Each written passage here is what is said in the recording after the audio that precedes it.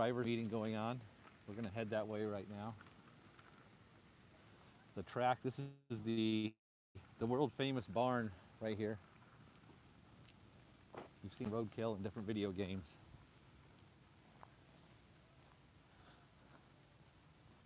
I have not looked at the schedule, so I'm not sure who is up first, but we're going to find out. Right now we're going to go over and join the drivers meeting.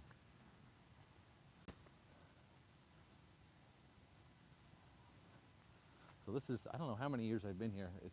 This is the one Jason and I raced in last year and blew up the engine in the Celica again. Spun a rod bearing on day one. Grabbed a rod bearing out of a used engine in the backyard, put it in. We actually put it in like right over here in the pit area. Took the oil pan out. And that didn't work out too good. I think we got 4 or 5 laps on day 2.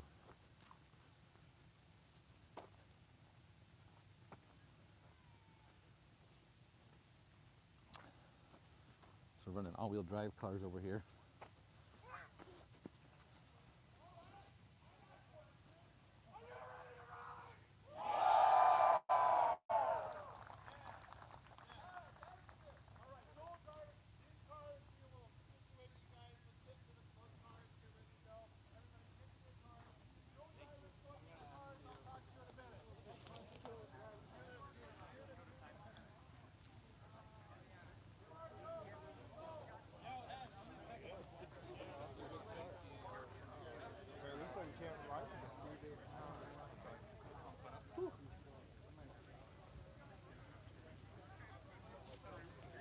Here we go, the all-wheel drive class is running over here on this trip today for the first session.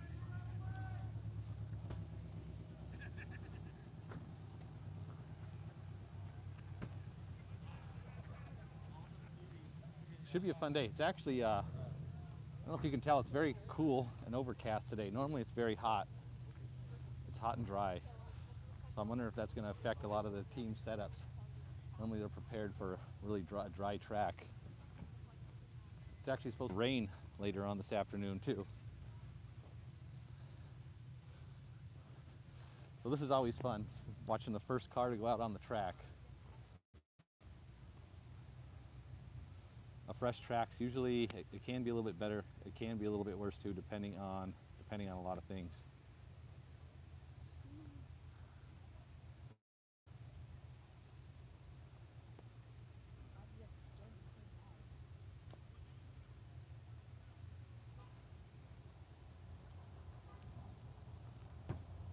There's 2 courses. There's a course here. There's another course over in that area over there. I am not racing today. I am just here doing media. I tried doing this last year, and trying to race and do media is extremely difficult. Jason, who was with me last year when we broke the engine in the Celica, is in Alaska on a fishing boat. So we're going to move over to the other side of the barn, see if we can get a better view of the track.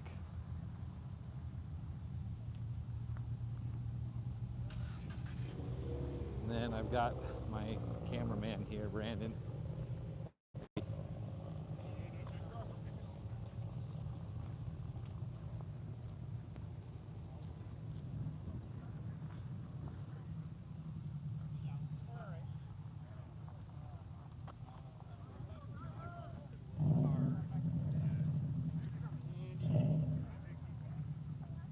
Hey, Keto. How you doing? I'm doing good. How are you?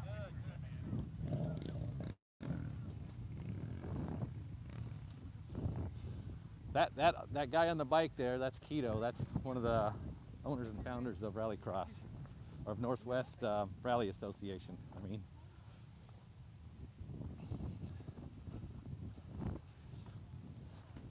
Oh, Grammy says hi, Brandon.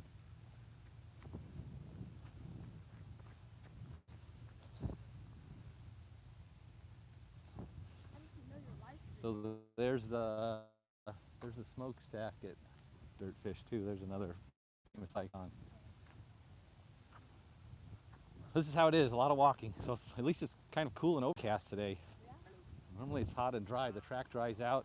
They put water down, it dries out real quick and makes it slick. But it's definitely gonna, tire pressures are gonna be key. If people were set up expecting a dry, slick track,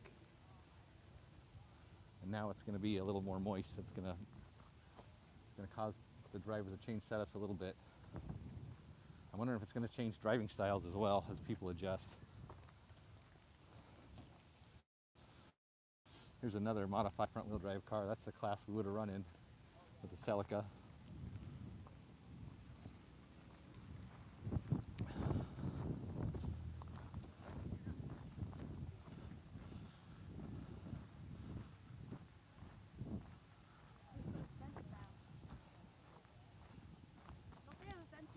There is the barn.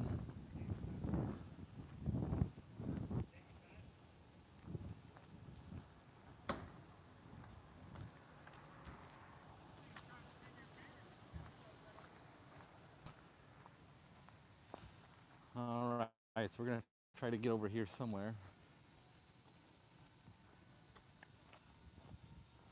There's one of the photographer's drones going by.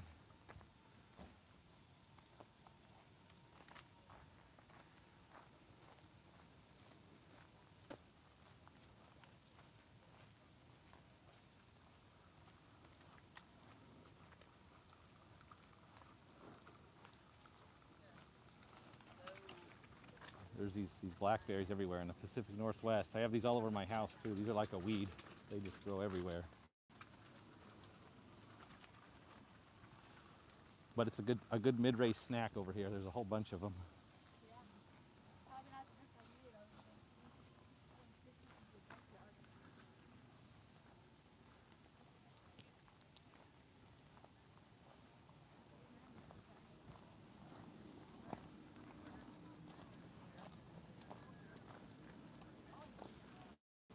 All right, so typically at this event they have a bucket where you can borrow helmets and spectators can ride in the cars. We brought some helmets to put in there. I'm not sure if they're doing it this year. But another good reason to come out and spectate.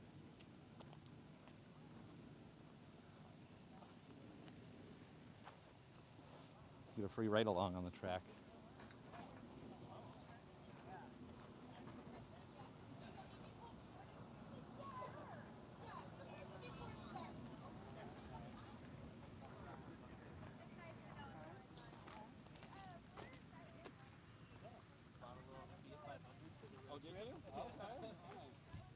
Turbo? Average?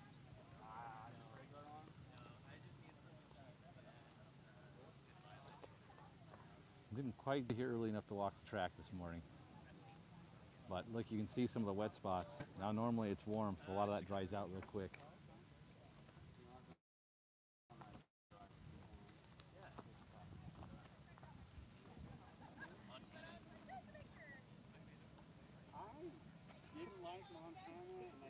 Is the sound okay? Can everybody hear me? You're just so dry and... Is the sound okay? I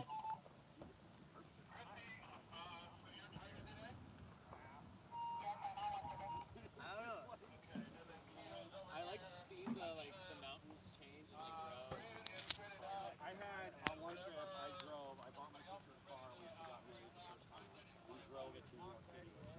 And I had snow. Just waiting. All these people in the orange vests. The orange vests are the track workers, and they're actually part of Rallycross racing. Is you race and drive, and then you're part of that is track responsibility as well. So people go out there. If you hit a cone, they'll call it in. They have to set the cones back up. And then the orange or green, yellow vest, the yellow vest like I'm wearing, is media.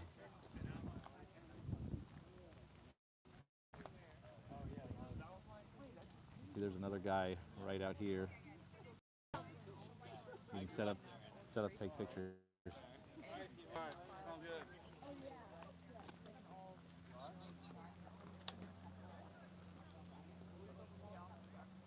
There's several drone pilots here as well that will follow. You can pay to get a video of the drone following a car on the track, which is pretty neat.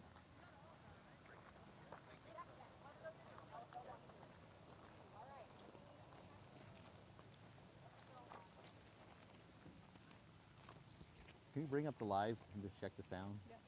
To make sure it's working?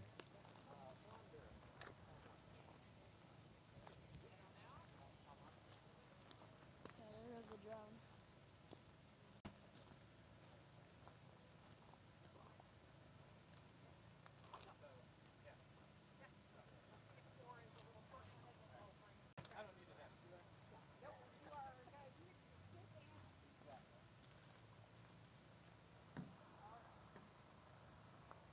This is a scoring truck here. There's I think this looks like the finish line over here. So I'm probably starting over there. Hom 1 radio!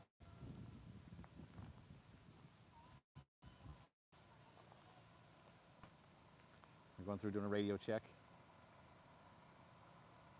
Hom 1, channel 1!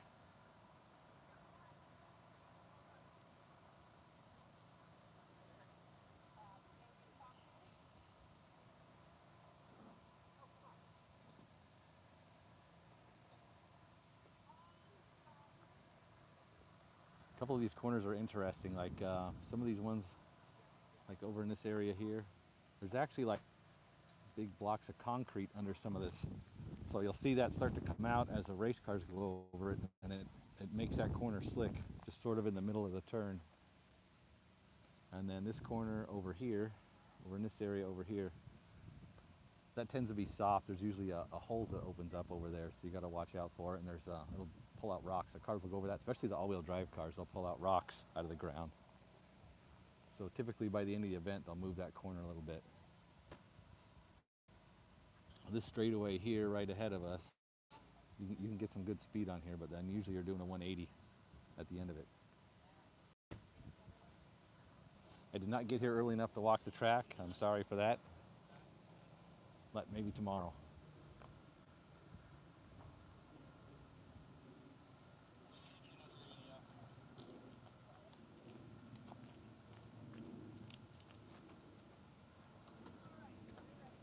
So if you're just tuning in, we're just getting set up, getting the track set up, getting the radio checks done.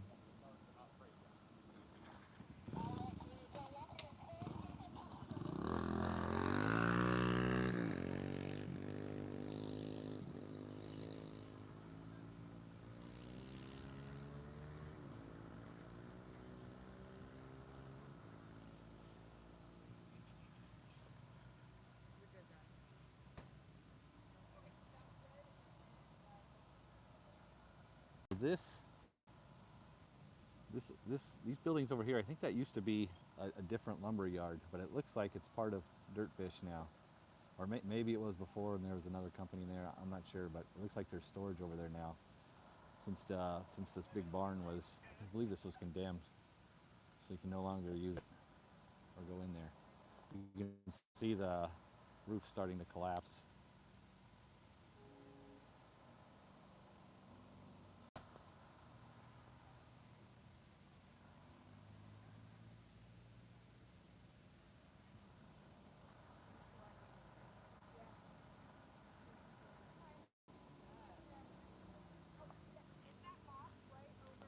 Well, here we go, last minute drive-through.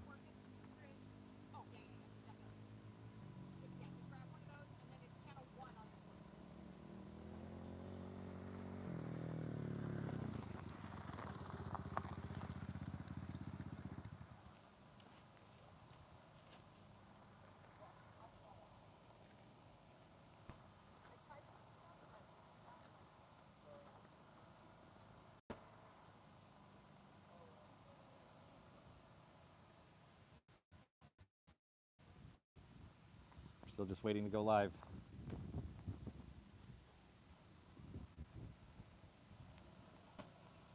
Waiting for the track to go live. All right, what do you think of the weather today? I think it's pretty good. It's a lot nicer than normal, huh? Yeah. Normally it's like 100 degrees. It's kind of cold and sad. It's good for racing. It's good racing. It's good racing weather. If it rains, the drivers will be happy. Yeah, if it rains, I don't know. I don't know if that's going to be good. A lot of these race cars aren't set up for rain. A lot of them have lots of holes in places, But it'll help with the dust. but it'll at least keep the dust down. Normally it gets really dusty. In fact, normally they have to water the track several times during the event. They'll probably have to do it less, which was kind of a challenge because they do it at random times, so you don't know. You might have to go out on the track right after the water truck. A wet track is a lot different than a dry one, and a semi-wet track is different. So you've got to change. The track will change as conditions change. Here we go. This is we're doing the parade lap. So most of these drivers would have got here. They would have walked the course. Usually you want to walk the course and be about the distance from the cone like you would be in the car. And then before the event, before they actually start racing, they'll do a parade lap and just take a slow lap around. So by the time we start racing, they should have an idea of the track to lay out the corners.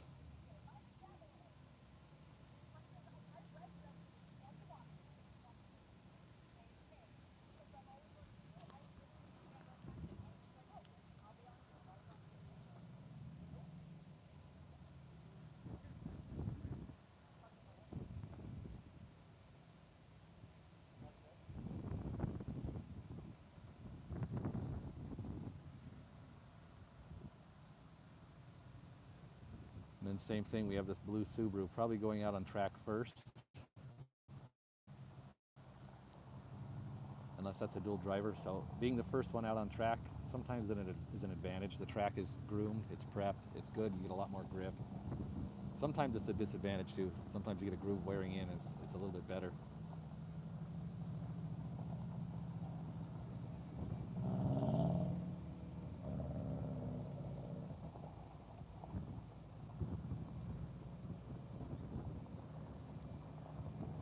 I think with this cooler weather, I think it's gonna probably help the first few cars.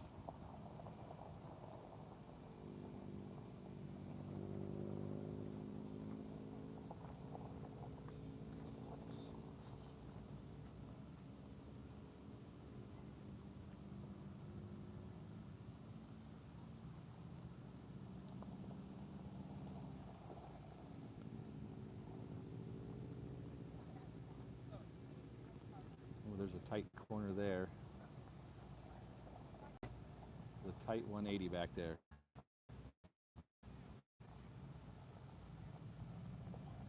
That one's definitely going to be a bit of a challenge.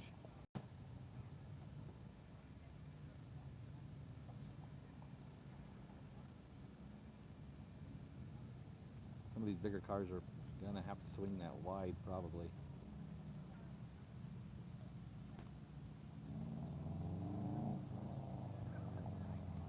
And normally up this way there's probably like a slalom, two 90-degree bends, and then they're going to come out right over here.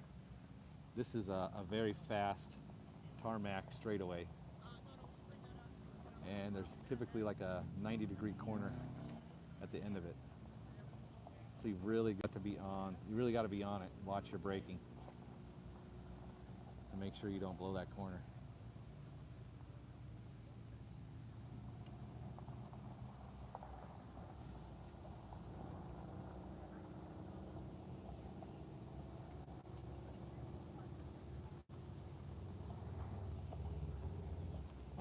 We can venture out here a little bit.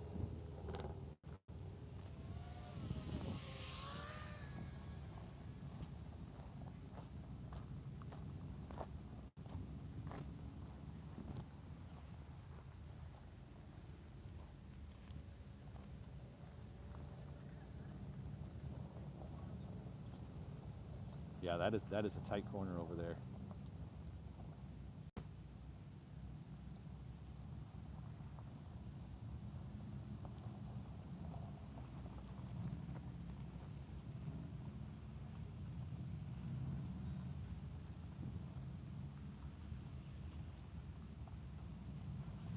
Yeah, so we're coming down the straightaway. We got a 90-degree turn right at the end, and then the finish line right in here, and then there's the stop box.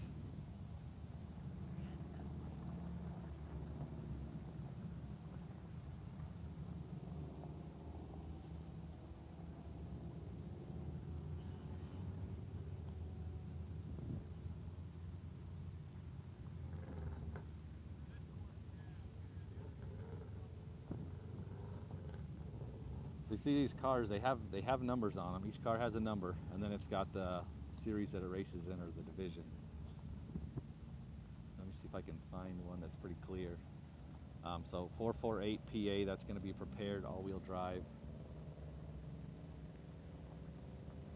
There should be a number, 2 or 3 digits, and then typically a couple of letters. The letters is going to determine, going to tell us what class. There's another one there, 42 PA, that's prepared all-wheel drive. There's a stock class and modified. A stock class is the car is completely stock, just as it comes out of right off the factory floor. Prepared allows a few modifications, and then modified is pretty open. There's a 67 PA is right there. 69 PA.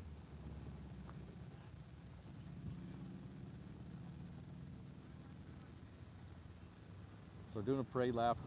Some of these cars are going to be dual driving, so they'll have two drivers. They'll swap off. One will drive, another one will drive. So there might be a few more coming through.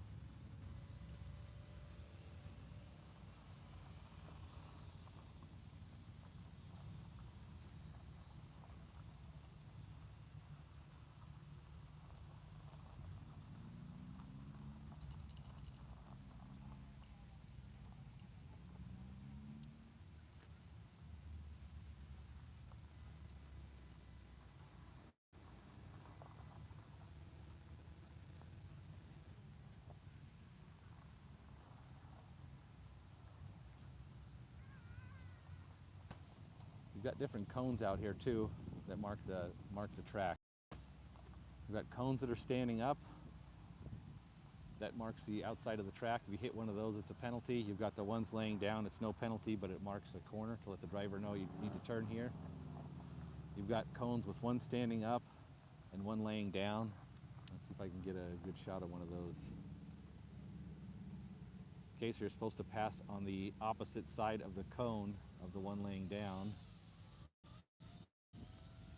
And if you hit the one standing up, that's a penalty. There are gates where there'll be a cone on the left and on the right. You need to go through the middle of. If you hit any of the cones, that's a penalty, a time penalty.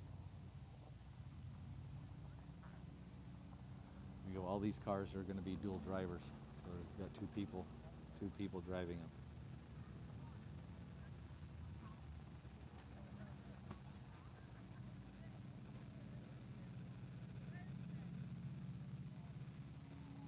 We've got the gate right over here. There's two cones standing up, one right there, one right there. You need to go through the middle of those. We've got some cones over here laying down. That just tells you where the track is going. These big tall cones, you can hit as many of them as you want. They don't count. I found out the tires, you can hit as many of them as you want, as we ran over a few of them last year in the Celica. Time penalty, but it does slow the car down, and it does can tear the bumper off like it did on our car.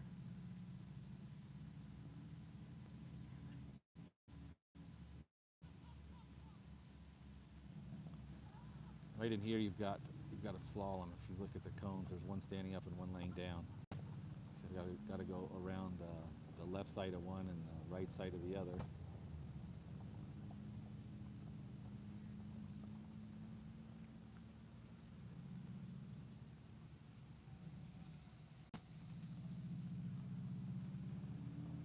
We've got another gate right there, and then another gate right there.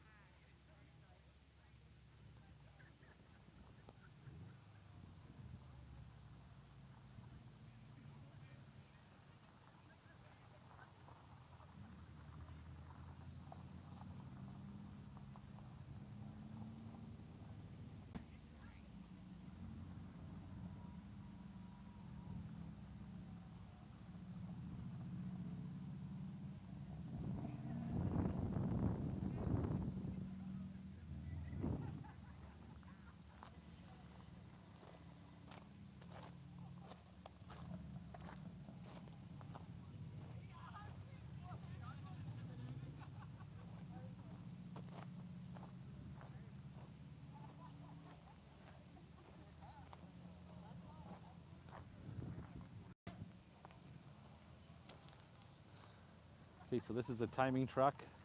They're going to be watching at the end of the track over there. So we want to be careful about blocking their view of the end of the track because they're going to usually want to see. So we've got the timing truck, and then the end of the track is right over there. So we just got to be careful not block their view of the end of the track.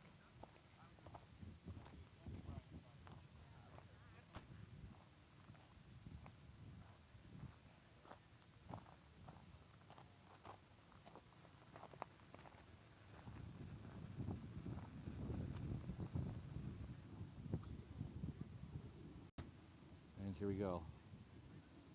First car's lined up. Well, I'm going to try not to shake. I need like a stabilizer here.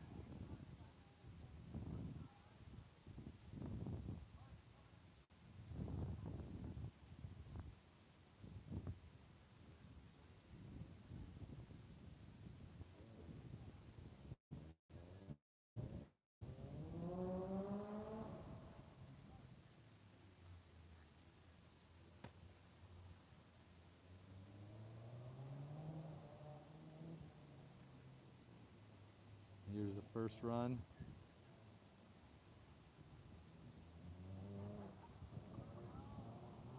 Ooh, just hit a cone. It's still standing though.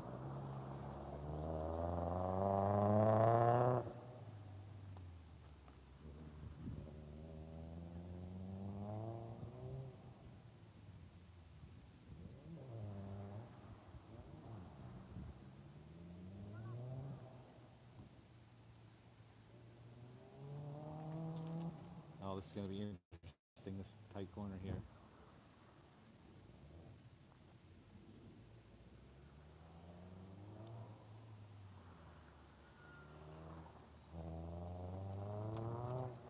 There's a concrete pad right here too that makes grip a little challenging.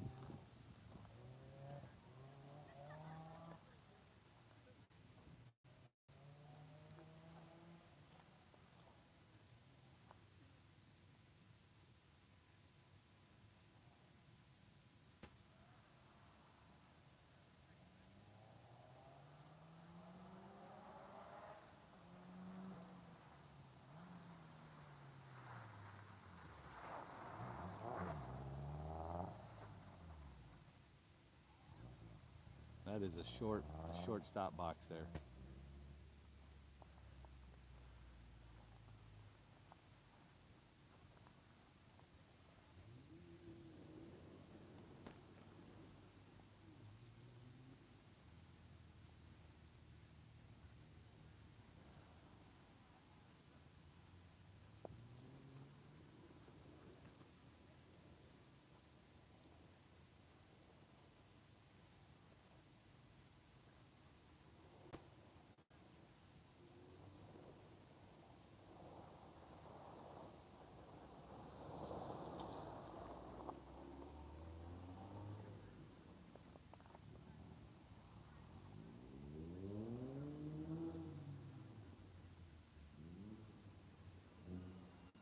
All right, anybody watching have favorites today or a car they'd like to see run, race, win?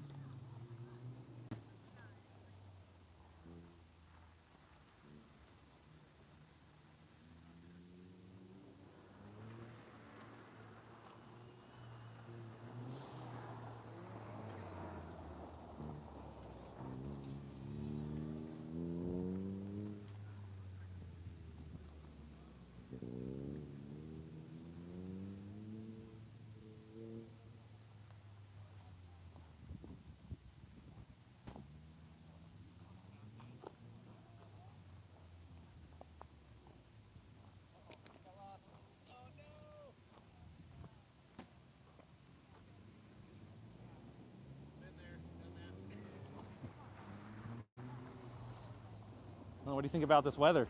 Oh, well, so far so good. I mean, you know, could get rain and who knows what else. Yeah, it's normally hot and dry and dusty. Yeah. I wonder if that's going to change any of the setups of the cars. Yeah, that's I a might good have question. to change Yeah. some tire pressures. Yeah. Watch the gap on You can see it. Yeah, let me watch something going on.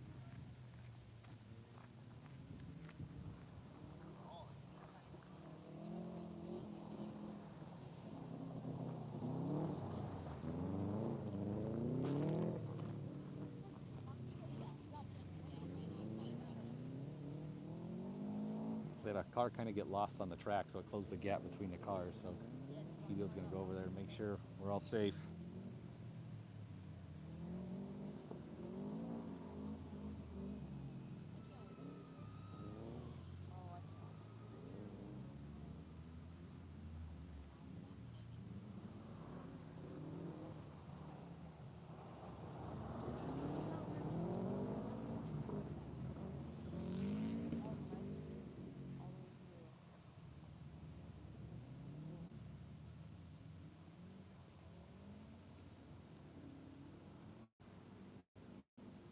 So normally for lap times, you have to be here and get on the Wi-Fi, but I think Northwest Rally Association posted a link on their Facebook or Instagram. I think it's Facebook page. So you can actually see some of the cars' lap times.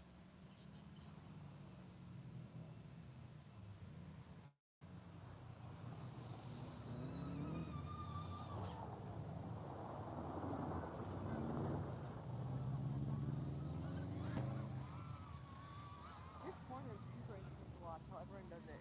It's very different.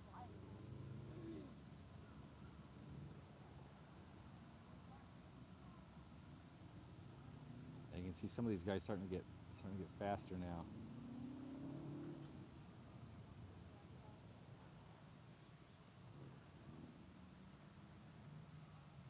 Oh, close one. Made it.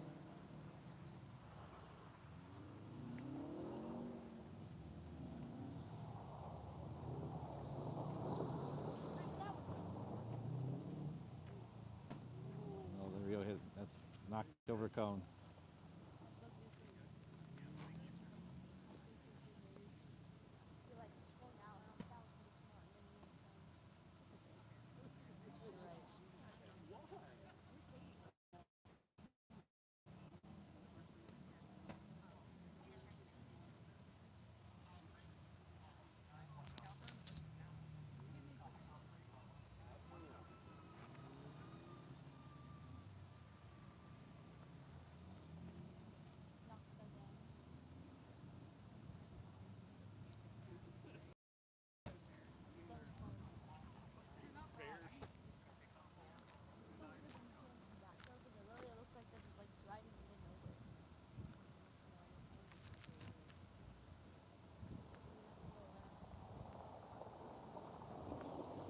I can answer your question. I'm sorry, I had to watch the cars. No, you're good. Yeah. So the thing with the weather is this is what I'm telling everybody: bring your snowsuit, and bring your speedo.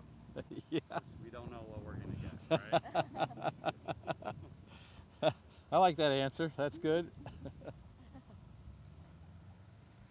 If it stays like this, I'll be super happy. You know, I think a lot of people were worried about it being like overly hot. You know, Yeah. 'cause, you know, you get down here, it's 80 degrees. You get down here in this bowl, and it feels like 90.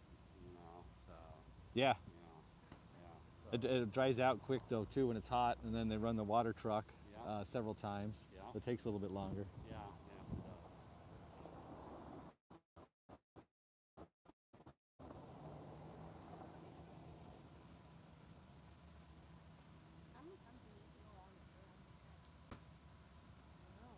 This guy knows. I do know. You want to know what the answer is? What?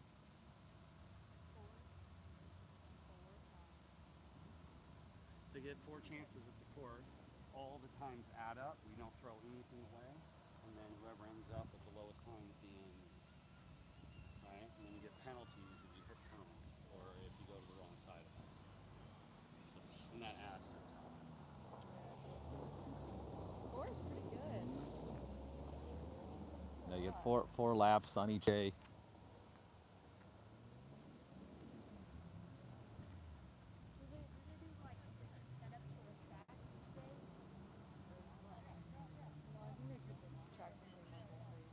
No, there's two tracks here. We're on one of them now. They'll run the different divisions or categories will run on one track one day, the other track the other day. And then there's 3 sessions. You will race one, you will work one, and you have a rest for one.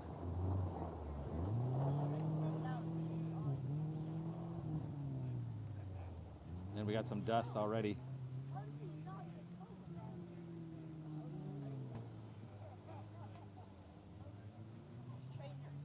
Yeah, I was surprised. We put rally tires on the Celica last year. The difference in grip between rally tires and street tires is incredible. The rally tires get more grip on dirt and rocks than the street tires get on dry concrete. That's how we blew up a clutch last year. The first time we put rally tires on it from launching really hard. And I mean the clutch exploded.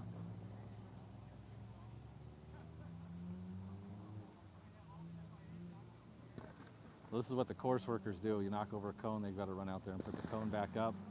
You need to at least have an idea of where the cone goes. Put it back in the exact same spot.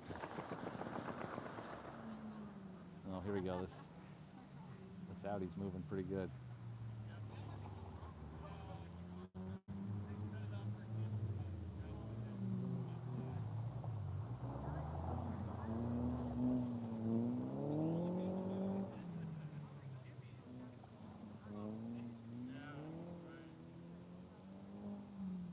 So there's an all-wheel drive Audi TT.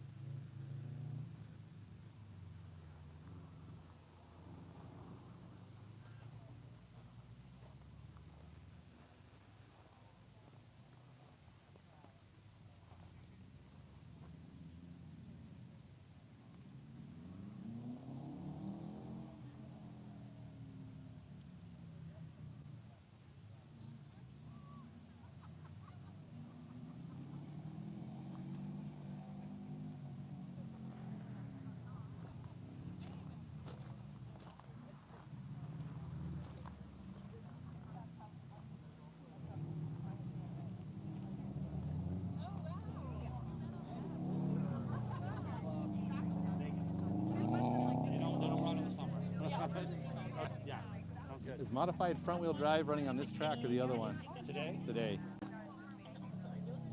Here. So, yeah, I don't know which session though. All right. Hold on. She should know. I know.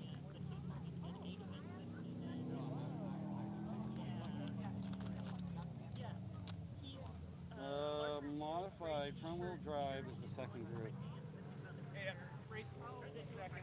Yeah, well, yeah, I guess Yeah. I could have just asked him. Oh, he knows too. He's in mod front. Yeah. Is there something wrong with that second course? No?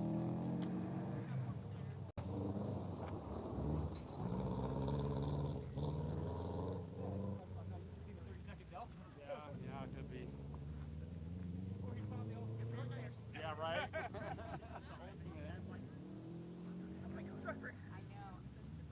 All these times are within 5, 6 seconds. Not my first doing Rallycross. It's first doing Rallycross with this. This is my fourth event. Okay. But all except one. This is course 1 or course 2? One. This is course 1. All right. So I'm assuming having somebody like So course 1's usually a little more open. It's got this big open area. Course 2's kind of through the forest more. You can't see as much of the track, but we'll head over there shortly.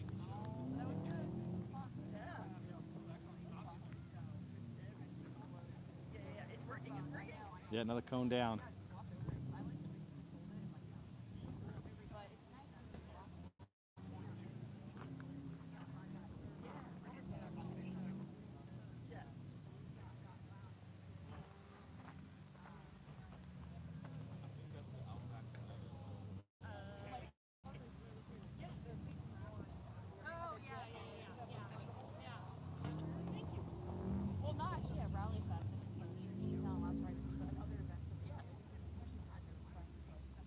These Corollas got pretty popular for a while. There's several of them. I don't know if there's as many. So, I know. It'll be interesting. I'm gonna, yeah. Oh, I was just gonna say, it's a pity that our friend Lyndon can't do ride-alongs with us today because she has to go for a wedding, and then tomorrow she's working. But she's like stage rally code driving, and she would love it.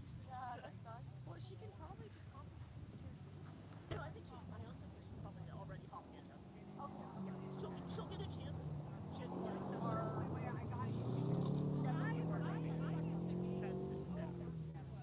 yeah, so she'll get enough rides to get the benefit of her their like home turns. So.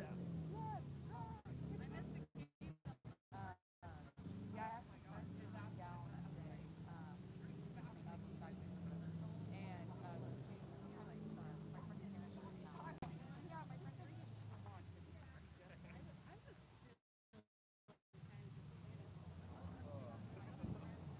So what car are you racing? I have the 2003 Renault Clio. Red Okay. Naughty. All right. Yeah. What do you think of this track? It's good. It should, walking it, it looks really fast. Yeah. But as usual, when you get in the car, things slow down quite a bit. But yeah, no, it looks fun. A lot of no real gotchas, but a lot of tight technical turns on it, and especially areas where you're going to be coming into those turns with some speed. So. Yeah. Forward running. What do you think of this 180-degree sharp turn right over here? Oh, those poor Subarus. Yeah, They they- just steer right yeah. around that son of a bitch. Yeah. Look like land yachts going around that thing. Got aircraft carriers trying to turn around out there. Yeah, they look like they're struggling a little bit. Yeah, right? They I swing mean, it. They swing it. watch this Swing it poor- pretty this- wide. This poor Outback coming through here. This thing's 10 feet longer than my little Clio, and he's hanging it out there. But he's gonna have to pencil the heck out of that turn. And this one too coming up here. That one's got a little wider exit on it, so you can carry Yeah. some good speed. But yeah, watch him coming into here. We'll see how much he slows down. That's to kind of granny around this thing. How about the weather? Were you ready for hot, dry weather? I've been watching the forecast all week and kind of knew it would be overcast and cloudy, which is perfect. All right. Yeah, this is some of the best Rallycross weather we've had in a long time. This is, ever yeah, here. yeah. Yeah, this is perfect racing weather. I hope we get a little rain. A little rain would be nice. Get the dust down, tack up the course a bit. So it'll be pretty fun.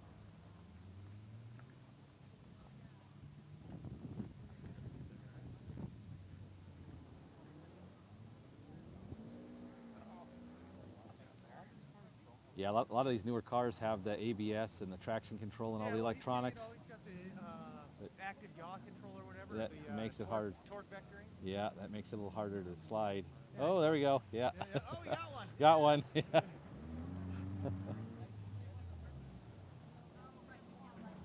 just looks good though. It looks like a rally car. It does look good, yeah. And this JDM STI thing with the mid-wing spoiler, oh, it's so cool. I love these little wagons. And what a bargain. These things are still a bargain for the value you get on them used. I mean, they're pulling 15, 20 grand. And the wagons are even cheaper than the sedans. And the coupes are already a little out of hand, but I mean, you get so much bang for your buck out of these cars. You get the EJ207, closed deck block from the factory, good turbo, great little 5-speed. Kind of like great car. I love these little things. Bang for your buck, good money. Especially kind of cool, rare, unique car. Body parts are cheap for these too. The Subarus, there's body parts everywhere, and they're like the same for decades. Well, yeah, 92 to 2001 they made those. Yep. So yeah, body parts are readily available. I mean, yeah, they're Legos too, so you can mix and Yeah. match. A 93 works on an 02. It's crazy. Yep. The interchangeability. Yeah, they really screwed them up when they took the EJs out of them. Put those. Oh, FAs in there. another cone. Oh, he's taking that cone with him. Oh, a dragger.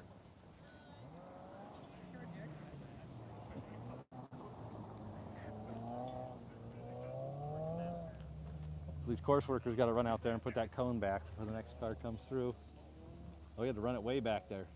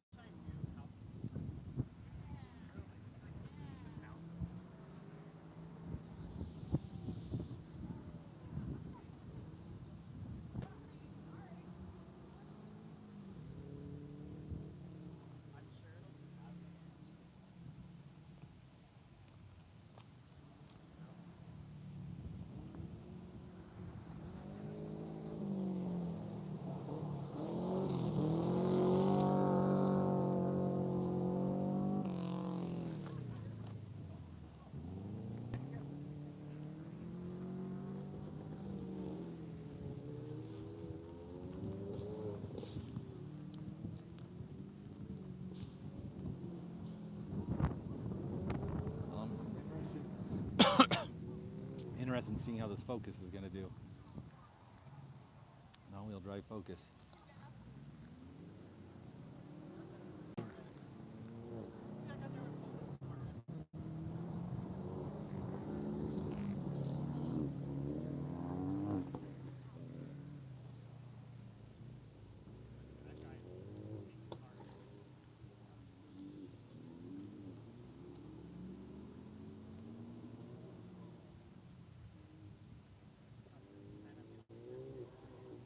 Actually, no, I think someone's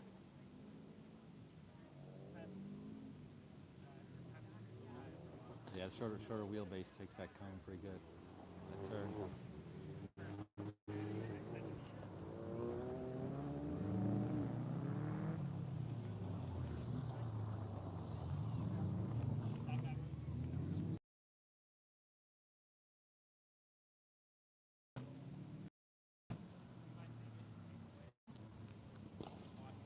All right, head to the other track Yeah, let's do it. and see what's going on over there.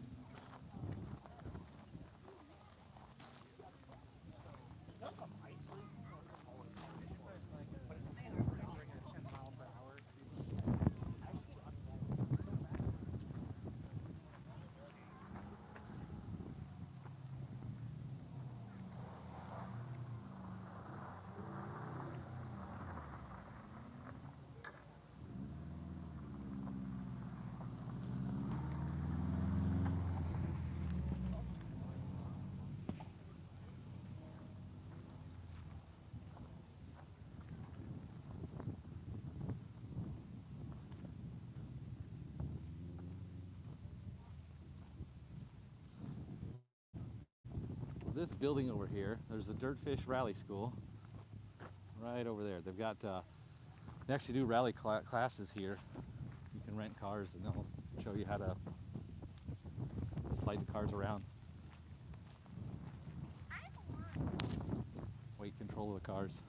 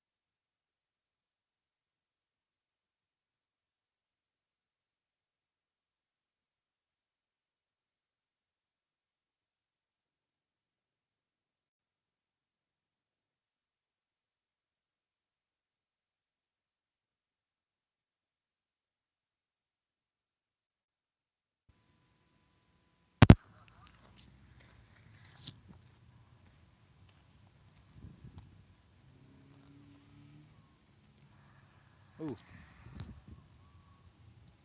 There we go. We have sound back.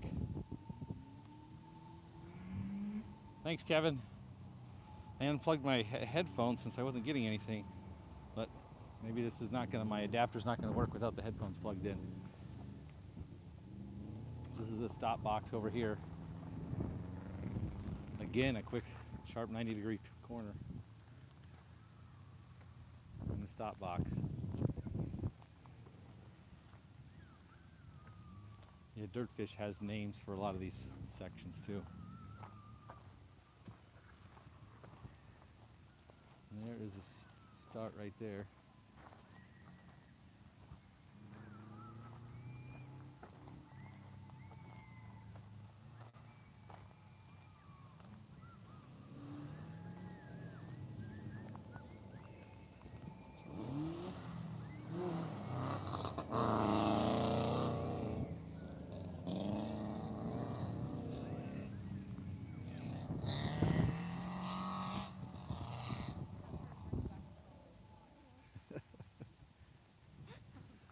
Is the sound back on now?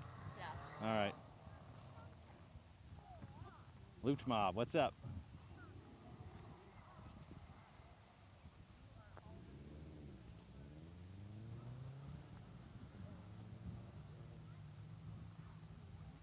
So this corner here, we used to come in. We've come in this way and then did a 180 and go back. It looks like it's reversed this year. In fact, the tracks look like they're almost reversed.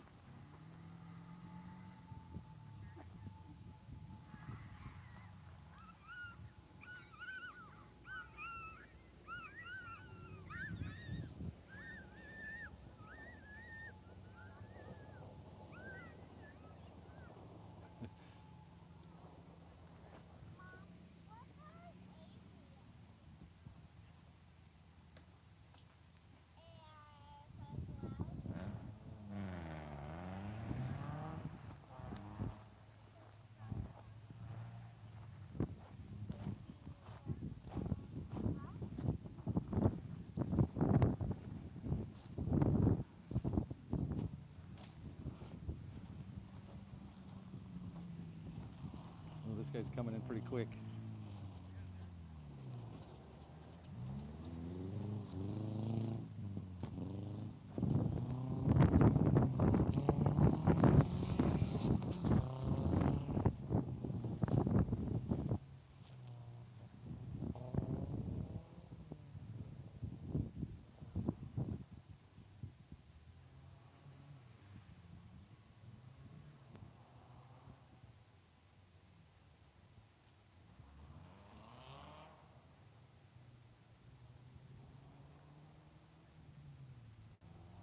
So they typically send cars off with a certain distance to try to keep them separated. Just in case there's an issue, they've got time to set up cones and recover, fix the track.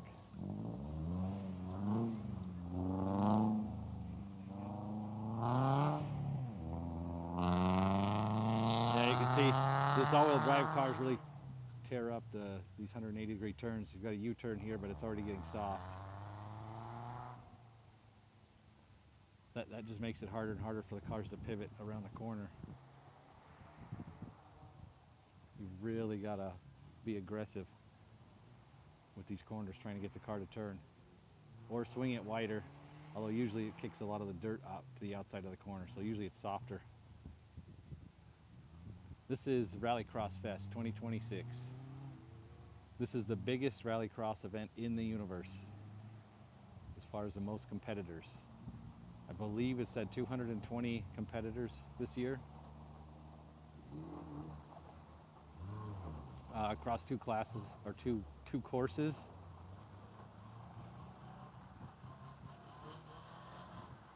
A lot of Subarus.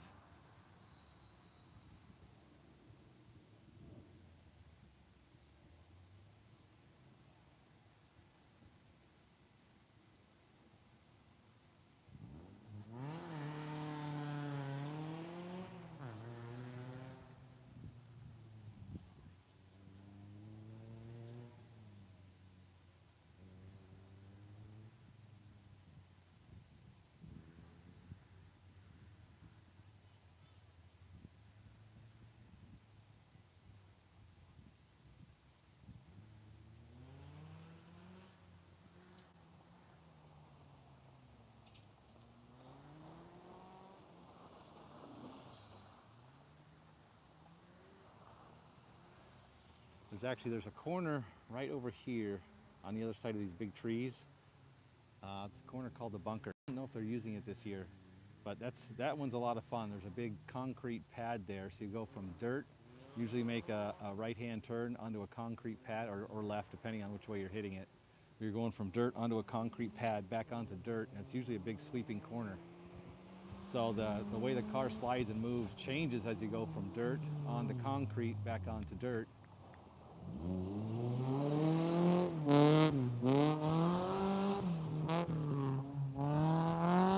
Then they bring the water truck out and wash the dirt off, and then the car behaves differently. And then as you kick up rocks and dirt back onto the pad, the surface changes again. So it's constantly changing.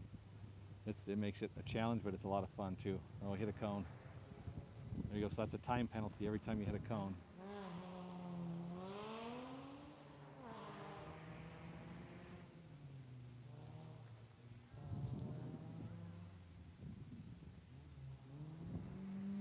So the guys out here in the orange vests, those are course workers. Those are also guys that race in different classes. And part of Rallycross is you drive, you have there's 3 sessions a day. One you race, one you work, and one you rest.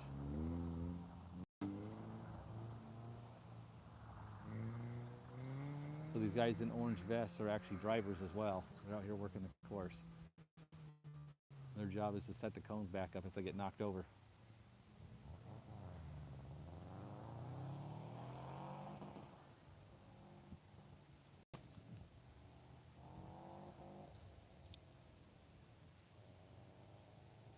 I think I'm going to try to move over here and see if I can see more sections of the course.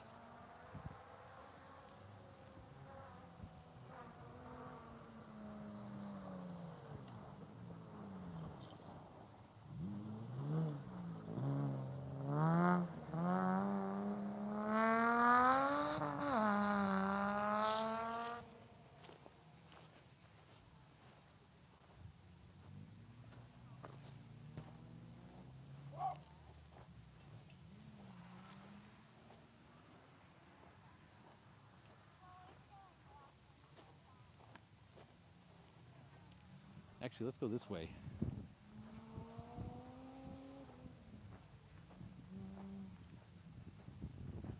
I believe that car is Scuba Steve. It's got the homemade PVC snorkel on it.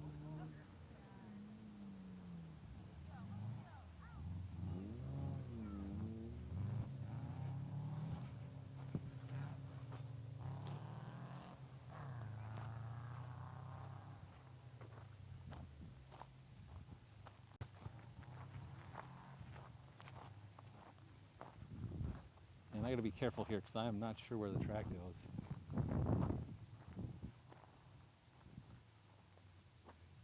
I'm gonna wander out on the track.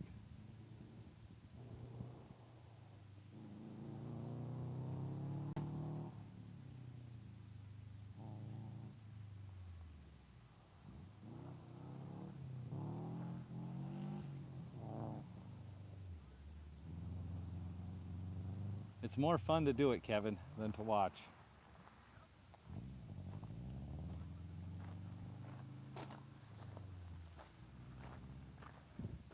But there's been a few years that I missed Rallycross Fest because of family vacations and just obligations that came up. And I wish somebody would have live streamed it or broadcast it so I could have seen it. So that's where I got the idea. Maybe I should do it. This car's got some downforce. Oh, look at the wing goes up and then it goes down as the car picks up speed or as it back squats.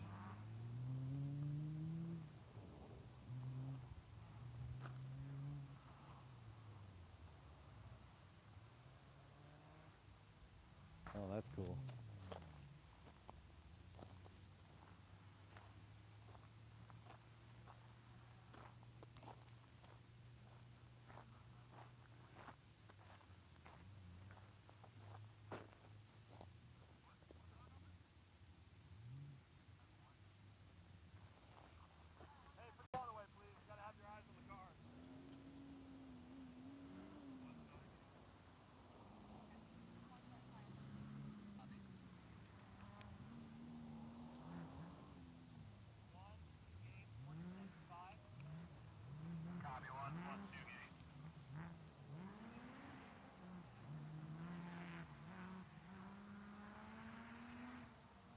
This is course 2.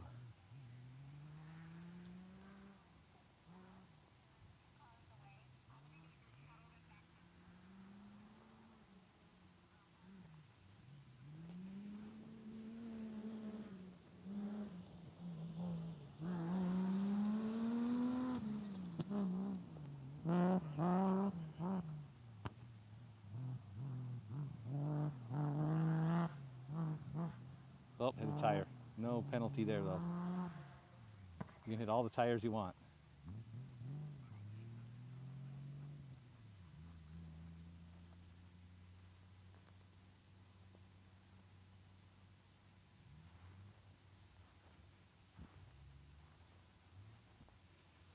This is course 2. We were on course 1 a little bit earlier. It's very overcast today, which is nice. It should keep the ground pretty moist. It should help with grip for a lot of the day. They don't have to stop it as many times, hopefully, to bring out the water truck.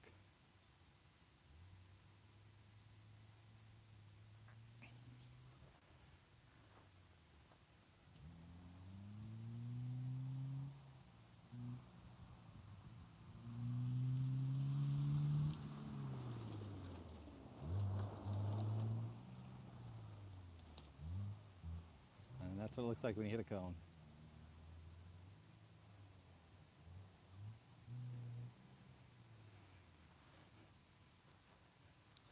Get around this blackberry bush here.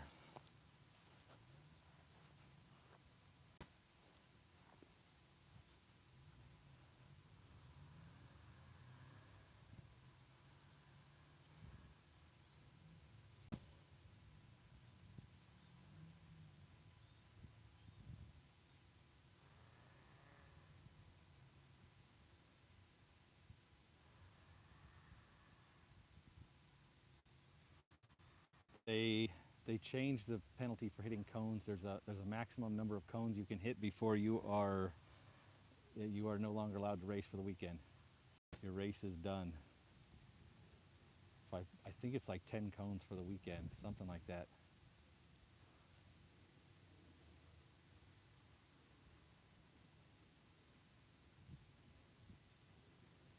So if you hit too many cones, then you are not allowed to race anymore. I think Haley hit lots of cones one year. She probably hit 10 in one run once. When we were in the Jeep, she got real tired at the end of the weekend.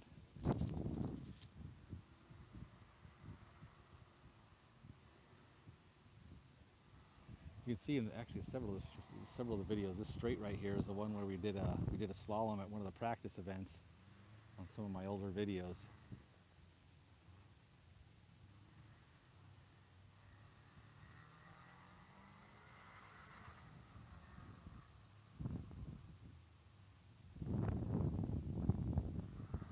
Boy, there's a big break here. Either this car's slow or something happened.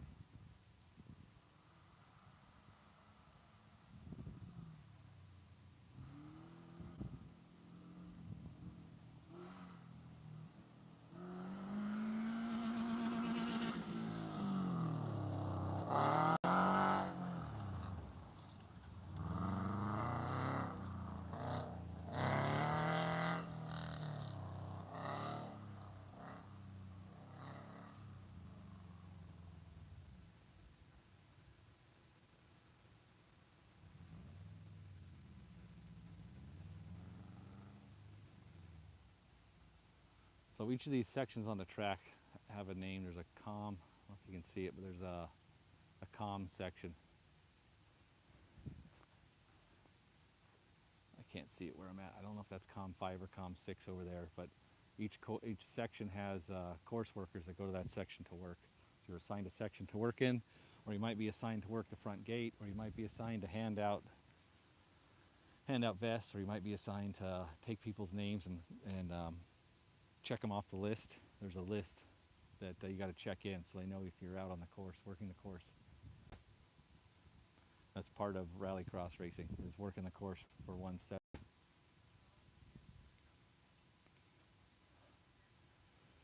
But there's a comm leader that has the radio that will radio in any cones that are hit. That's part of the job of being a course worker. So it's kind of fun. All these people out here. They're all not professional course workers, not paid. They're just it's part of racing.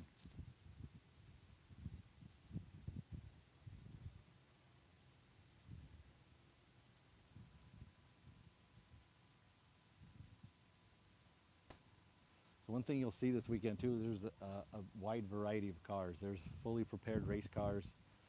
There's some stock cars, just totally bone stock cars like a Subaru Impreza you'd drive on the street. So it's really neat. If this is something you want to get into, it's not too bad. You don't have to have a specialized car. It doesn't take a lot of money. It does if you start breaking stuff, hitting trees, or blowing engines up. It starts to get expensive then. Put in roll cages. Usually the faster you go, the higher the cost. But to start off, you can just bring out, there's people that even, don't tell anybody, there's people that bring out rental cars too. I've seen that a couple of times. They'll put tape over the license plate or something. But you didn't hear that from me.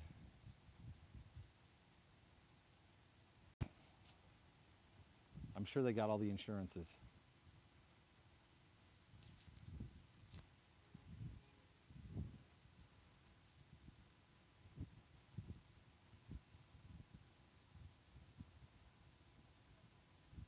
Well, it looks like a bit of a break right now.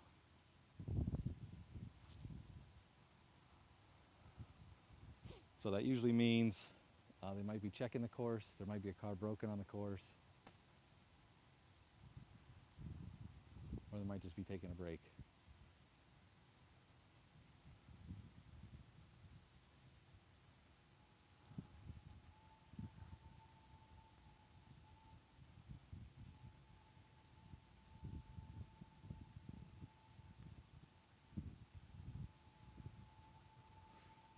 I'm going to maybe try moving to a different area. See if we can get a different view of the course or different part of the course.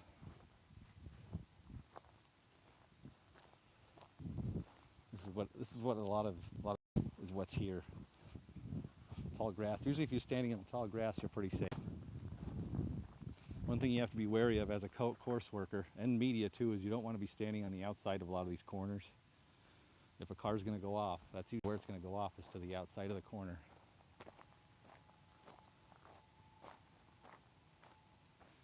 Looks like we're lining cars up down here. They're going around the trees, through the trees, to the starting gate, which is over in this area.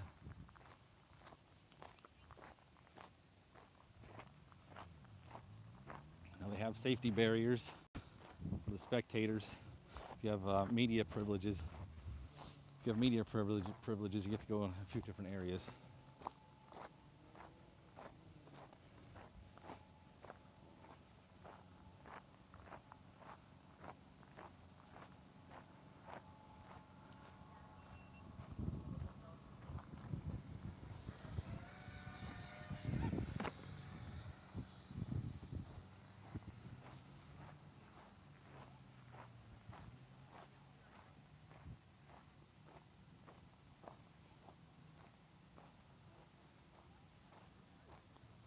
Hey Ben, how you been?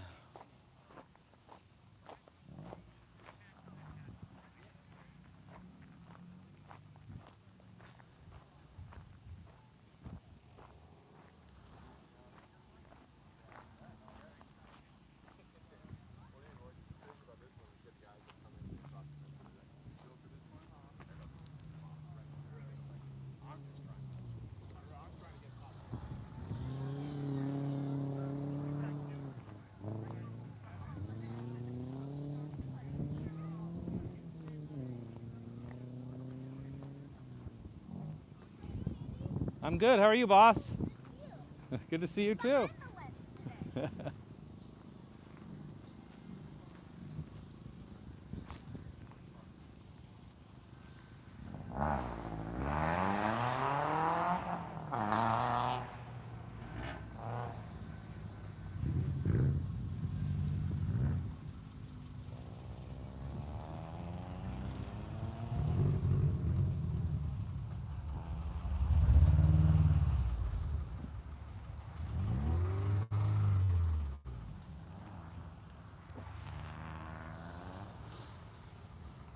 bush got my pants. See if we can see a little more down here.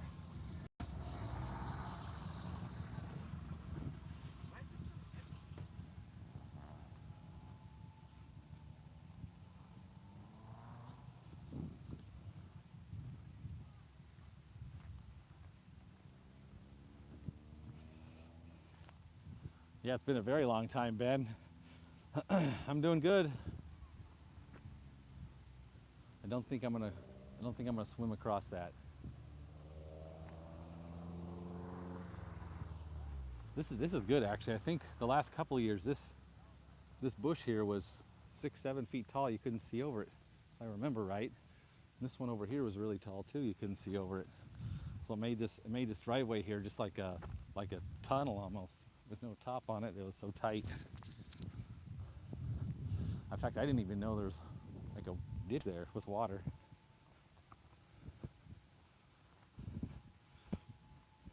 Yeah, this was the first year we came here. The first year we came here, we did a practice event,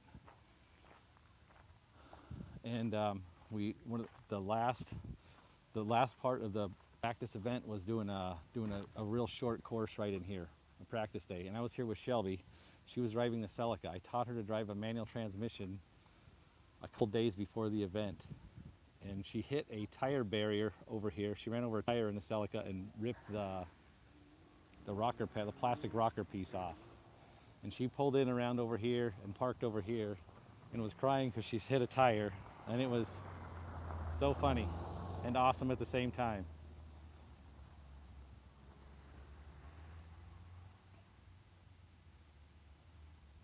So it's going to be hard to get in there without crossing the course. They don't like you crossing a hot course. Don't want to get kicked out of here yet.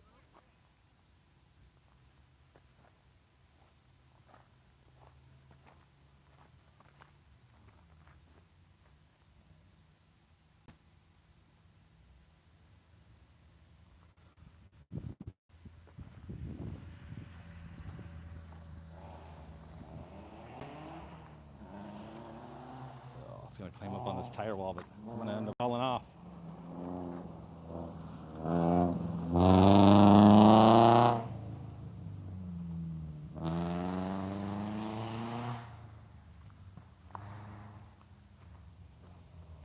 Although that would be entertaining.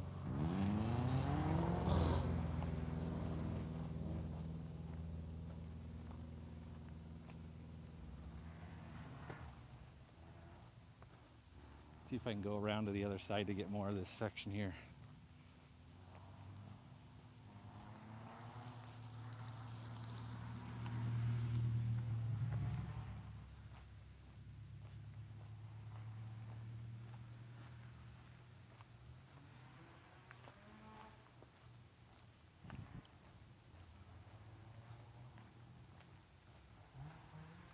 So this is Dirtfish. It's pretty neat. There's a lot of heavily wooded areas. You've got a lot of open areas over here. There's a lot of dirt. This area here over too. It's more like silt. It gets kind of slick when it's wet, but there's a lot of gravel in it too.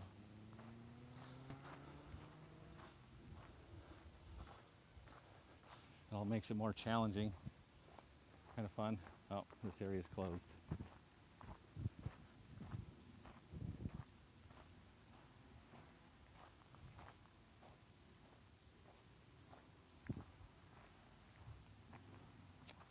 Yep, I was hoping to go around that way.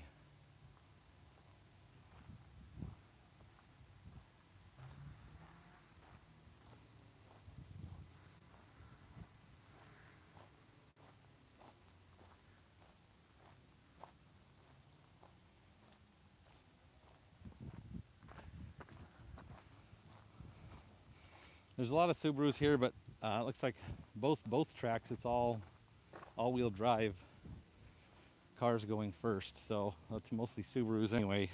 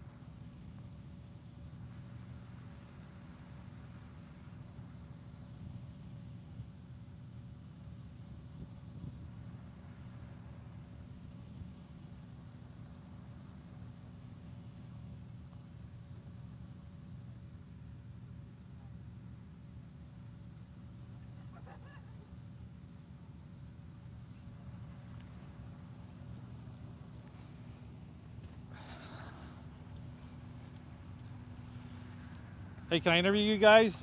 Huh? Can I interview you guys? Sure. Yeah. So, is there any corners on the track that are concerning? Anything you're struggling with? Going into the bunker turn, that left-hander. Sorry, I'm listening to music to hype me up. Yeah, that's awesome. The kind of like the dip. Yeah. To the left and Yep. to the right, and then it has the really sharp left-hander that's Yeah. in the bunker. It's a little concerning because if I miss my braking point, I'm either going into a marshal or spectators. Yeah. It's a little terrifying, but we're feeling good. I just need to work on my vision, and other than that, we're having a blast. Yeah, the bunker turn, that's got to be my favorite, going off from dirt on the concrete back on the dirt. And then if the water truck goes over it and washes the dirt off, it's different. If there's loose dirt on it, the corner's different. So it's almost different every time you go over it. I'm hoping for no water truck, but I know Yeah. we're going to do it because I'm feeling confident with the dryness and the gravel and Yeah. how this car is hooking. It's got a rear welded diff, so under throttle it likes to rotate a lot. It's really, really fun, and yeah, it's great. All How right. are you doing? I'm doing good. I like this weather. It's Yeah, it's this it's weather's not awesome. normally it's very hot. It's not hot, it's not raining or cold, it's perfect. Knock on wood, somebody, please.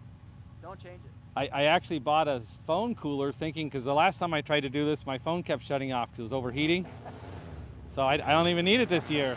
Yeah, there you go. Perfect. Yeah. Yeah. All right. Well, good luck. Have a good one. Is that your interview? Yep. I talked to Keto.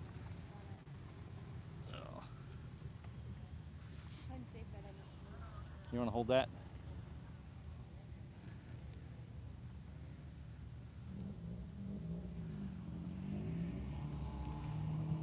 Oh, Brandon, you should run back to the car and get Jason's Pit Viper glasses. He would love that. Those are my glasses. Oh, those are your Pit Viper glasses? Oh, man, things are got thorns everywhere.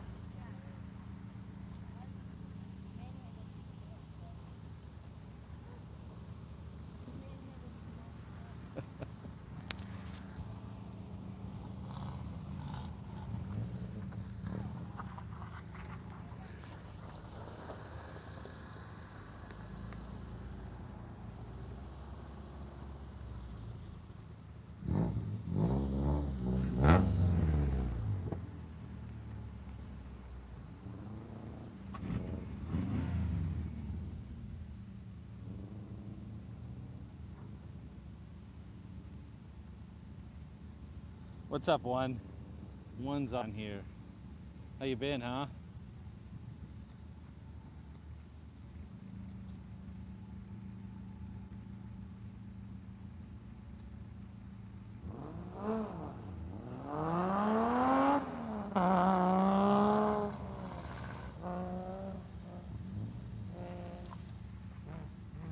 One, as you can see, we have a lot of your favorite cars here. They're all Subarus. But go along with your orientation.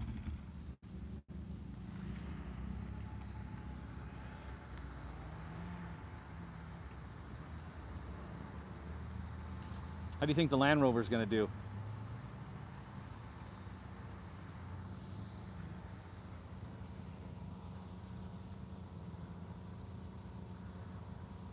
I don't have a car. I don't have a car racing this year. It's pretty hard.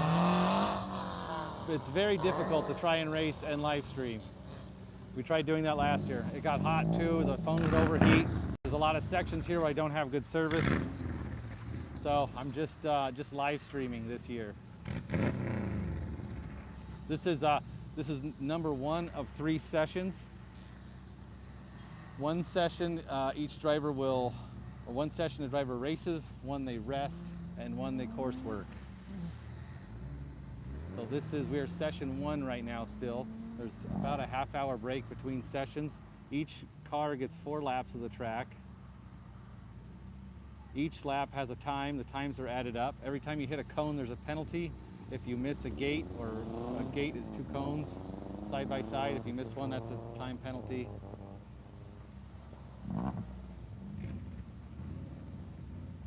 And then car with the lowest time at the end of the day wins each.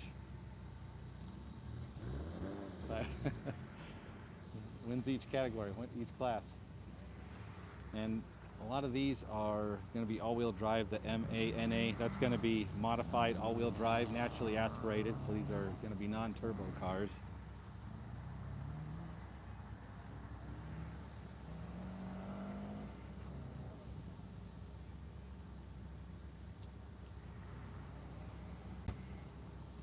I think I'd really like to see how this Range Rover is going to do on this really sharp turn over here. There's like a 180-degree turn right over here that normally trips everybody up, including me. I wiped out on there. I've tried doing a reverse entry a few times. That didn't work out. That's where you spin the car backwards. Ended up not turning, not rotating, went wide, almost into the bushes. Did not work out too good.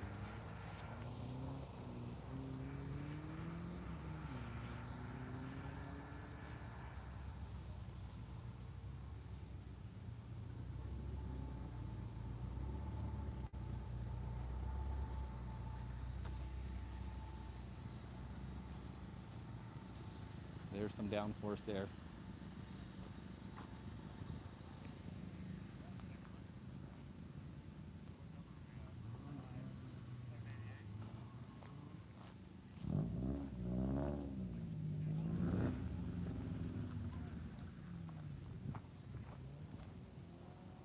So we are at Dirtfish today, Snoqualmie, Washington.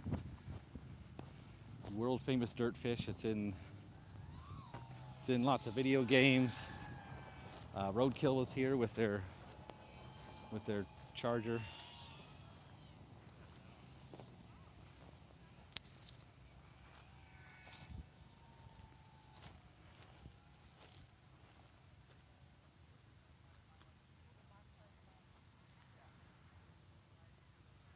So this corner here, they're coming down, and then they got to make like a 180-degree turn right here. You can see the dirt's already starting to get soft. The softer this corner gets, the harder it is to get the cars to rotate and turn.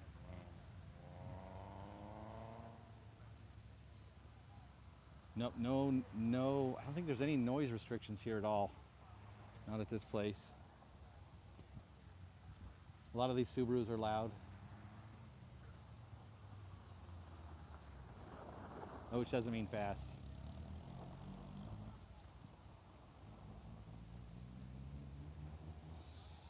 So you can see these cones here. You're supposed to pass by the cones on the opposite side of the one laying down. Now you can hit these big cones and it doesn't count, but if you hit the big cone and skip these two cones over here, that's a penalty. That's going to be a time penalty. You've got these two cones standing up here, that's called a gate. You miss that gate, I believe it's like a 10-second penalty, but the good news is if you hit one of those cones while you're trying to miss the gate, then it's only a 2-second penalty. You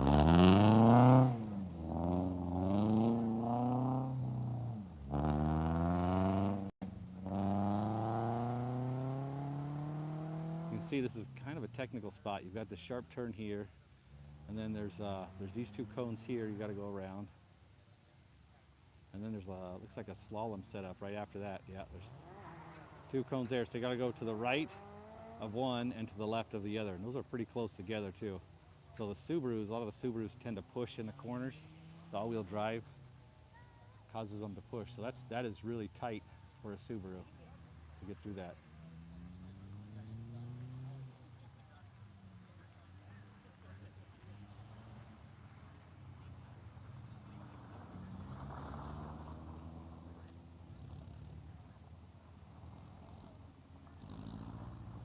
Swung that one way wide.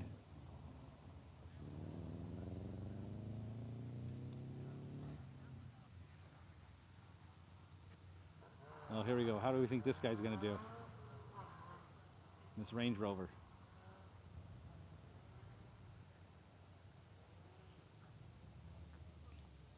I'm thinking this slalom's going to be as tough for a Subaru. I don't know how he's going to do on that.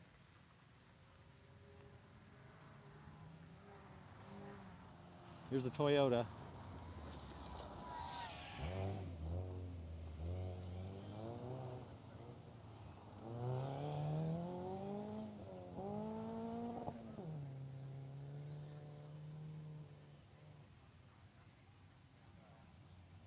Oh, starting to get dusty.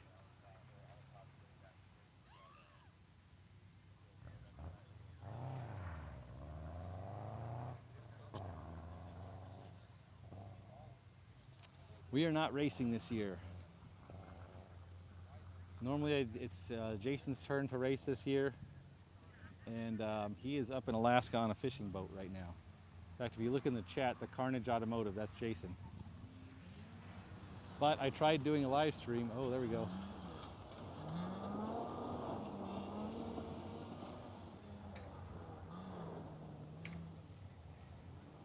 Ooh, a lot of dust. I tried doing live stream last year while we were racing. It's kind of hard to do, to live stream and race. Oh, we spun out. It's hard to live stream and race at the same time. Plus last year it got hot. There's a lot of sections here where I don't get good cell service. So my phone would overheat. I didn't get good cell service. So it's hard to do both. So I'm just filming this year. I'm going to do a live stream. There's been a couple of years when I haven't been able to make it, and I wish somebody would have live streamed it so I could have watched. And I haven't seen that. I'd just be watching the updates on Instagram and Facebook. So last year I decided I should try live streaming it, but it's too hard to try and drive and do that.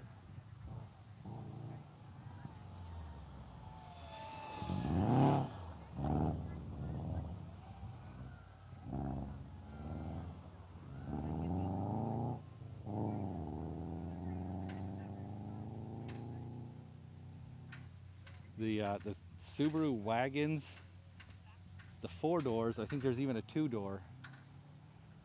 They are all the same wheelbase. They're pretty much the same chassis. It's kind of funny with the Subarus. These newer ones, these newer Subarus here with all the electronic pitch and yaw controls, ABS braking, it's really hard to get them to pivot, to spin and slide sideways.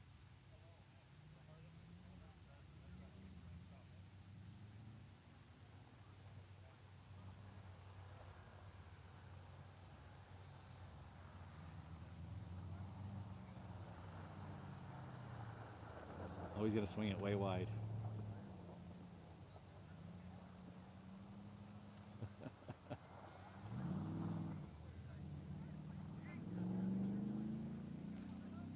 Well, the V8 sounds good though.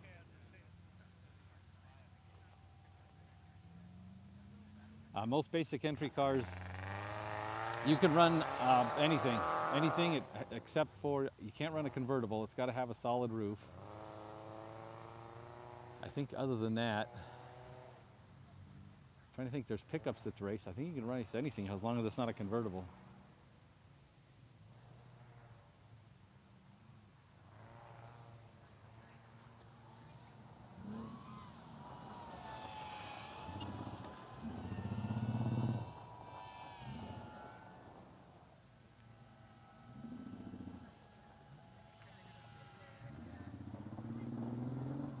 Yeah, that's a problem with the bigger, newer cars.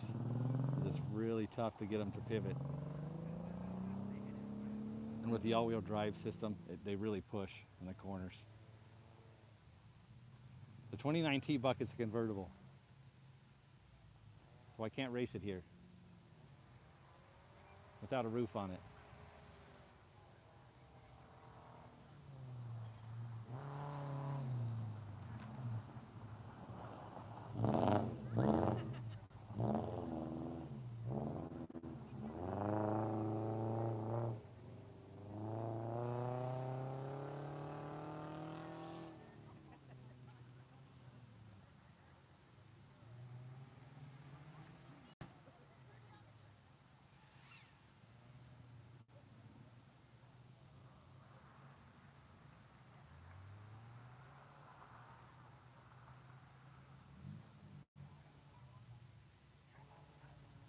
Once you get into the rear-wheel drive cars, it gets a lot more interesting. A lot more fun, a lot more interesting.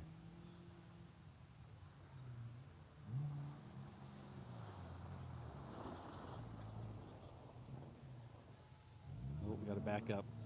There you go.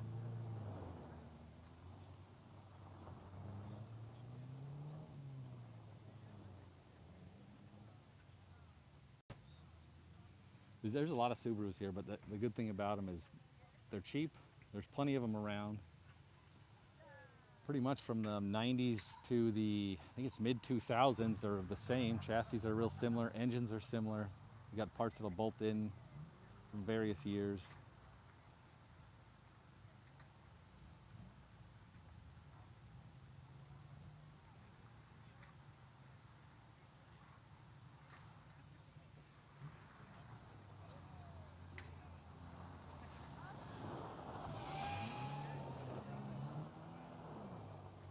What'd be fun to do is like a black Trans Am.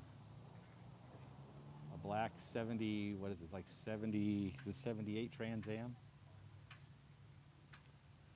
A General Lee Charger, an 18 van. Should race an 18 van.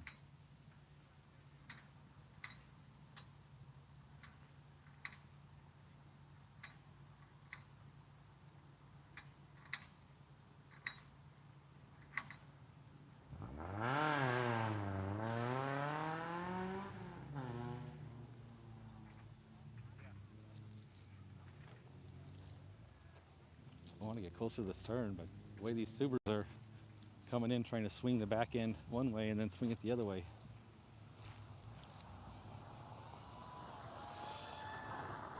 What is that? A Suzuki.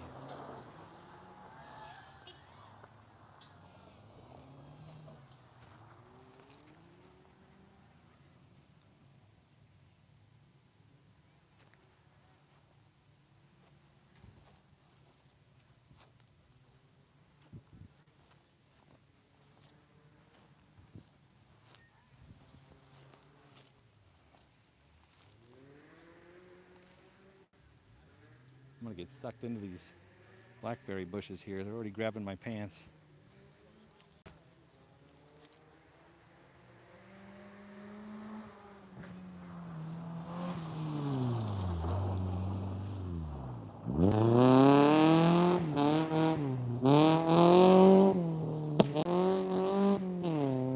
That is Jeff Olmsted. The first year we were out here, he was one of the instructors for the rally class we did with the Celica, and he actually gave me the strut tower brace for the Celica because he started with one.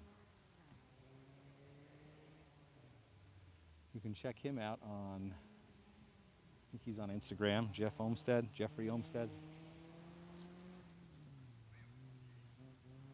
And he usually does pretty good. If he's not winning the event, he's up there usually.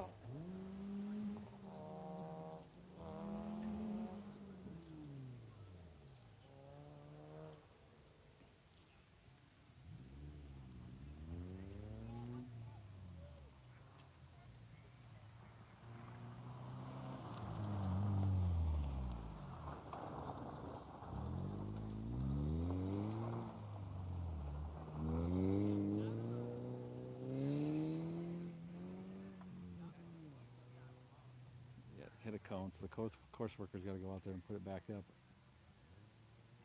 Looks like.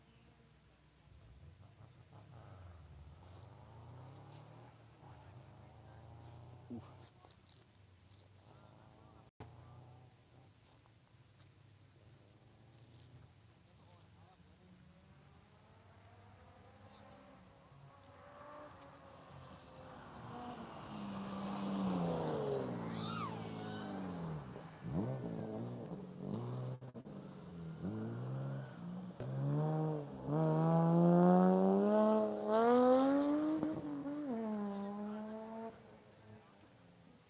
Looks like got a cone.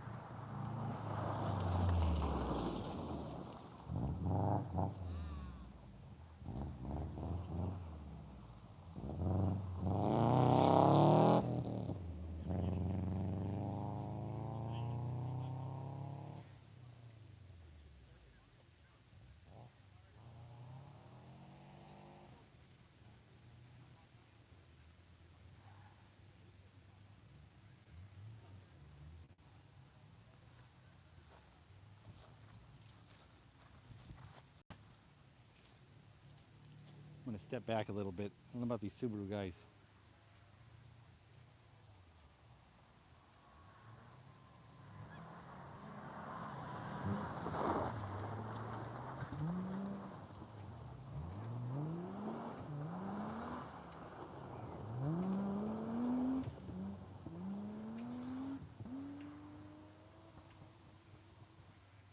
It is fun. It is definitely more fun to do than to watch. It's a lot more expensive though too.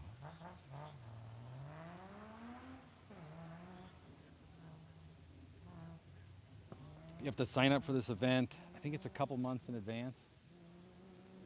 6 weeks, 8 weeks in advance, and it sells out. If you're gonna go, you have to sign up as soon as sign up opens because they sell out in less than 15 minutes.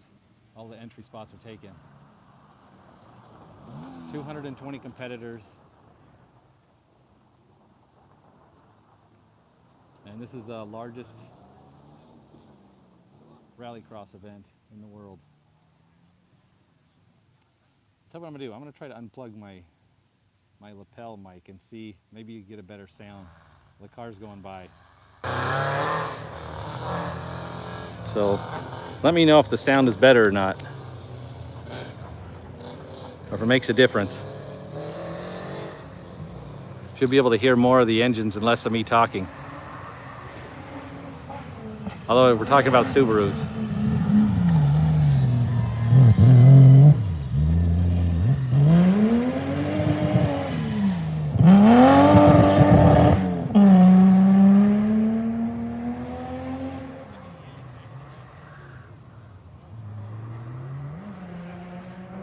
Some rev limiter action.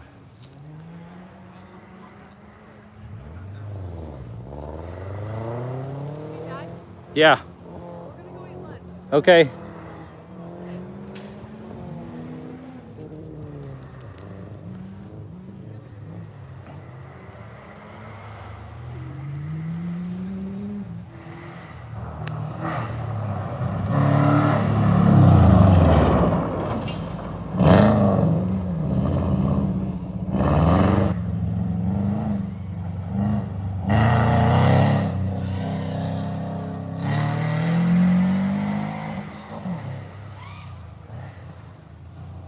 Does it sound any better? Anybody listening?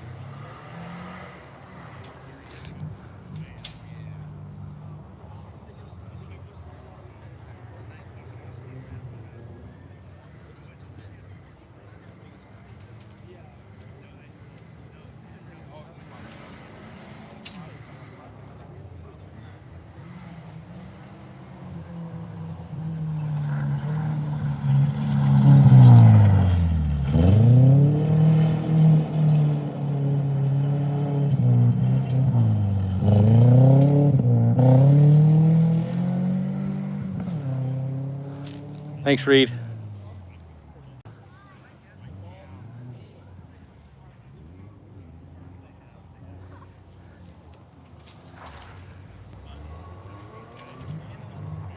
And see, he was real close to these cones over here coming around the corner. One of the things I learned is you get close to a cone and the first thing you want to do is look in the rearview mirror and see if you hit it or not. But as soon as you do that, you've taken your focus off of where you're going. So if you've hit a cone, there's nothing you can do about it anyway. You just got to move on, whether you did or didn't. It doesn't matter, it's already done. Oh, looks like we're throwing a red flag.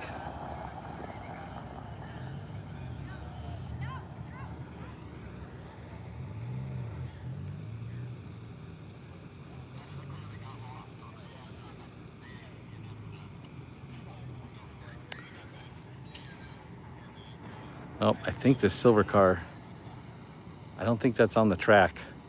He may have missed the track.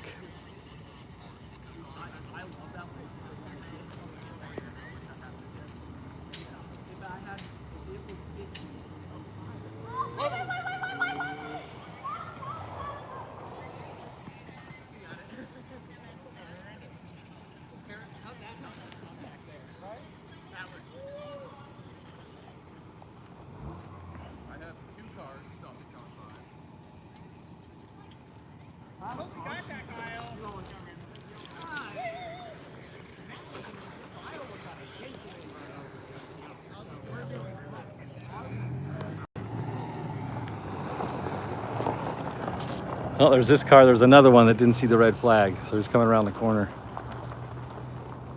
But someone threw the red flag for him to get him stopped. So what happens is a lot of these guys are gonna go back. They'll get another try at the track. They'll get another lap. So typically you get 3 laps or 4 laps a day. Anytime you hit a cone, there's a penalty. Lowest time, all 4 laps are added up, and lowest time wins.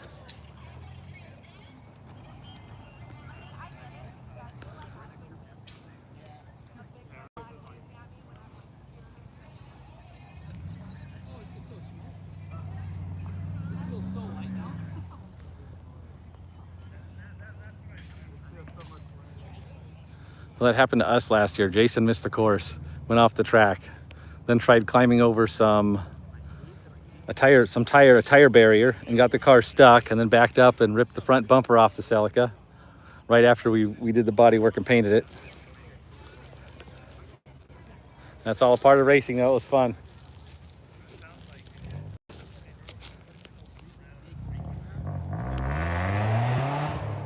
No, looks like we're going back live.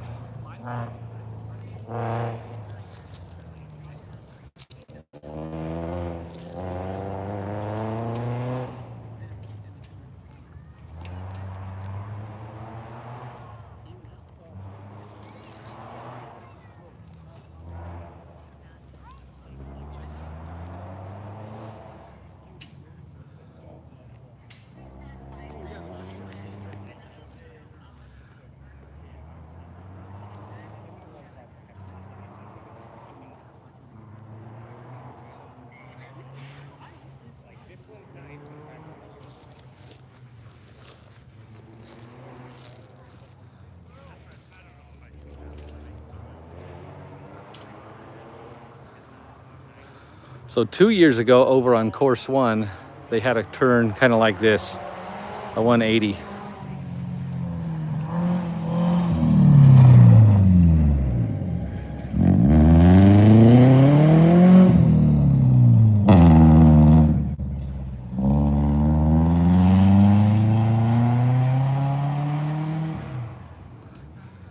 But they just had one cone. There's just one cone sitting out there. And I had the last run of the day in the Jeep, and I took the Jeep and I did a 360 around the cone. And the course worker said it was like 1.5 feet, 2 feet off the cone, went all the way around, never touched it. So that was fun a couple years ago. Unfortunately, nobody recorded it, and the GoPro I had set up in my car fell off the windshield. So I got no video footage of it.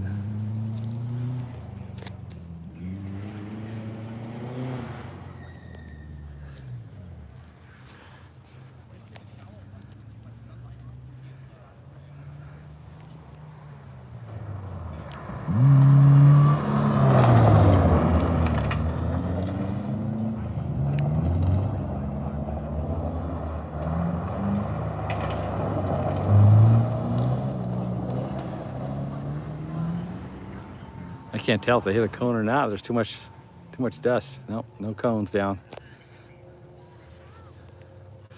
Oh, you like the beard? My wife says my face looks better when it's covered by hair, and most of it's covered by hair. I'm not a fan of all the gray in it, though. What do you do about that?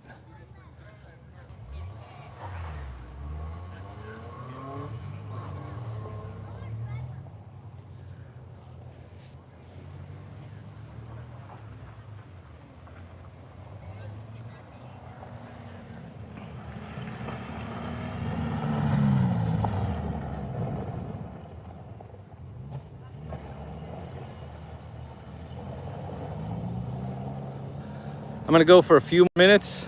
Let it stay gray. Yeah, Tim. I'm gonna go for a few more minutes. The battery on my phone's dying, and I left my extra battery in the car. So I'm probably gonna be going offline here, and we'll shut it down probably about 5 minutes. And then we'll start it again for session 2, which I would guess is gonna be in about an hour. And hopefully I can find somewhere running rear wheel drive cars, because those are a lot of fun. They're fun to watch, but they're even more fun to drive. Brought the Granada out here with the 5-speed. That is a lot of fun. Oh, thanks, Tim.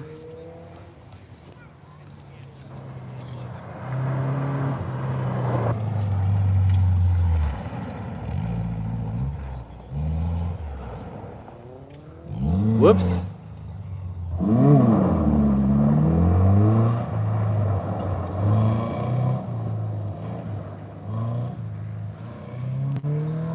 I haven't done much on YouTube lately due to work. I've been working a lot. So unfortunately, I'm trying to get better at live streaming. I can be better at live streaming like iSpider Garage and talking to people. So far I'm failing today though. I've had lots of people I should be interviewing.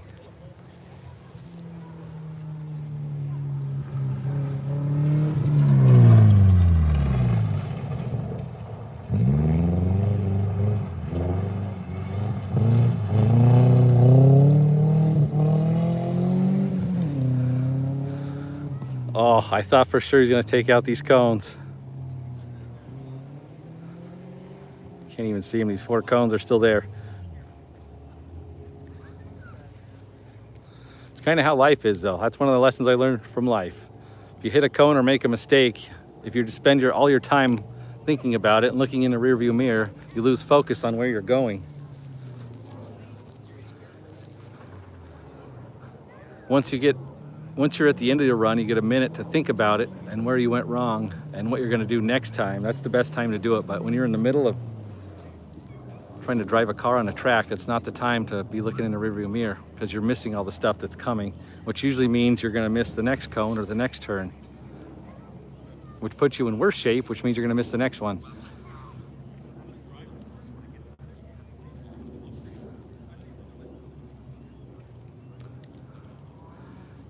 Yeah, retired life. Yeah, must be nice.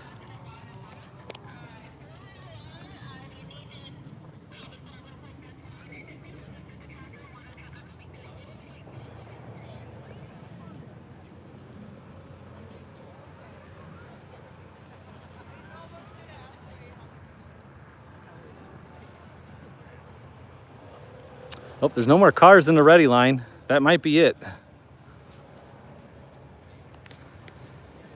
So I'm gonna head back to the pit area, get my battery, put my phone on the charger, and I'll be back live again in probably about an hour. If you wanna tune in, join us.